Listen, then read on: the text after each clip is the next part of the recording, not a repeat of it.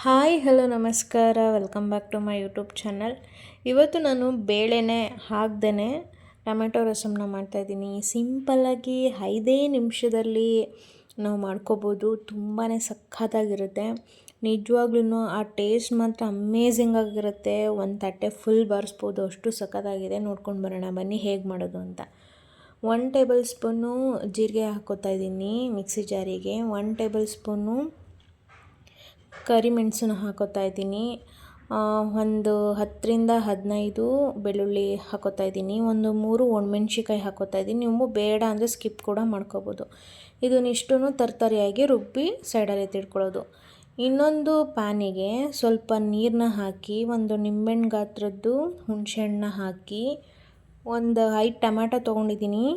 ಇದ್ರ ಜೊತೆಗೆ ಸ್ವಲ್ಪ ಉಪ್ಪನ್ನ ಆ್ಯಡ್ ಮಾಡಿದ್ರೆ ಬೇಗ ಬೆಂದ್ಕೊಳ್ಳುತ್ತೆ. ಈ ಥರ ಸಿಪ್ಪೆ ತೆಗೆದು ಇಟ್ಕೊಳ್ಳಿ. ನೀವು ಆರಿದ ಮೇಲೆ ಬೇಕಾದ್ರೂ ತೆಗಿಬೋದು. ಹುಣ್ಸೆಹಣ್ಣನ್ನ ಸಪ್ರೇಟಾಗಿ ಅದನ್ನು ತೊಗೊಂಡು ರಸನಾದರೂ ಮಾಡ್ಕೋಬೋದು.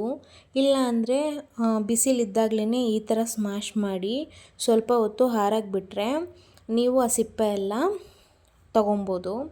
ಹೆಂಗಾದರೂ ಮಾಡ್ಬೋದು ನೀವು. ಆ ಒಂದು ಟೊಮ್ಯಾಟೊ ಸಿಪ್ಪೆ ಒಂದು ಸ್ವಲ್ಪ ಸಿಗುತ್ತಲ್ವ, ಅದೆಲ್ಲ ಬೇಡ ಅಂತಲೇ ನೀವು ಆ ಥರ ಮಾಡ್ಕೊಳ್ಬೋದು. ಸೊ ಒಂದು ಪ್ಯಾನಿಗೆ ಸ್ವಲ್ಪ ಆಯಿಲ್ನ ಹಾಕ್ತಾಯಿದ್ದೀನಿ. ಆಯಿಲ್ ಕಾದ ನಂತರ ಸ್ವಲ್ಪ ಸಾಸಿವೆನ ಹಾಕ್ತಾಯಿದ್ದೀನಿ.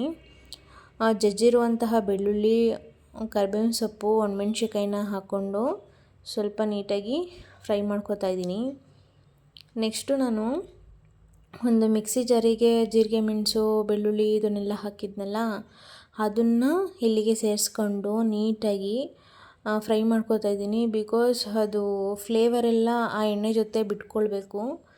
ಸೊ ಹಾಗಾಗಿ ಒಂದು 2 ನಿಮಿಷ ಅದನ್ನು ಫ್ರೈ ಮಾಡ್ಕೊಳ್ಳಿ. ಸೊ ನೀರು ಹಾಕ್ದೇ ನೀವು ಫ್ರೈ ಮಾಡ್ಕೋಬೇಕು.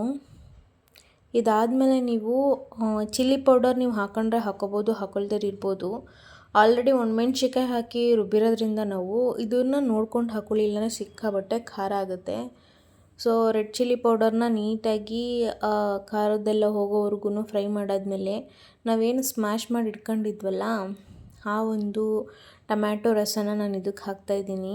ನೀವೇ ನೋಡ್ತಾ ಇರ್ಬೋದು ನಾನು ಎಷ್ಟು ಚೆನ್ನಾಗಿ ಸ್ಮ್ಯಾಶ್ ಮಾಡ್ಕೊಂಡಿದ್ದೀನಿ. ಟೊಮ್ಯಾಟೊ ರಸ ಹಾಕಿದ್ಮೇಲೆ ಒಂದು 5 ನಿಮಿಷ ಕುದಿಸ್ಕೊಳ್ಳಿ ನೀಟಾಗಿ. ಆ ಫ್ಲೇವರೆಲ್ಲ ಬಿಡಬೇಕು, ಆ ಥರ ಕುದಿಸ್ಕೊಳ್ಳಿ. ನೀವೇ ನೋಡ್ತಿರ್ಬೋದು ಎಷ್ಟು ಚೆನ್ನಾಗಿ ಕುದೀತಾ ಇದೆ ಅಂತ. ಇದಕ್ಕೆ ಲಾಸ್ಟಲ್ಲಿ ಕೊತ್ತಂಬರಿ ಸೊಪ್ಪು ಹಾಕಿದ್ರೆ ಈ ಟೊಮ್ಯಾಟೊ ರಸ ರೆಡಿ ಆಗುತ್ತೆ. ಇದು ಶೀತ, ನೆಗಡಿ, ಕೆಮ್ಮು ಆ ಥರ ಟೈಮಲ್ಲಿ ಈ ಥರ ಮಾಡ್ಕೊಂಡು ತಿಂದಾಗ ನಿಜವಾಗ್ಲೂ ಅದು ಹೋಗುತ್ತೆ, ಶೀತ, ಕೆಮ್ಮು, ನೆಗಡಿ. ಆ್ಯಂಡ್ ಬಾಯಿ ಕೆಟ್ಟೋಗಿರುತ್ತಲ್ವ, ಅಂಥ ಟೈಮಲ್ಲೂ ಈ ಥರ ಮಾಡಿಕೊಂಡು ತಿನ್ಬೋದು. ಏನೂ ಸಾಂಬಾರೇ ಮಾಡೋಕ್ಕೆ ಐಡಿಯಾ ಬರ್ತಾಯಿಲ್ಲ ಅನ್ನೋ ಟೈಮಲ್ಲೂ ಕೂಡ ಈ ಥರ ಸಾಂಬಾರು ಮಾಡಿಕೊಂಡು ತಿನ್ಬೋದು.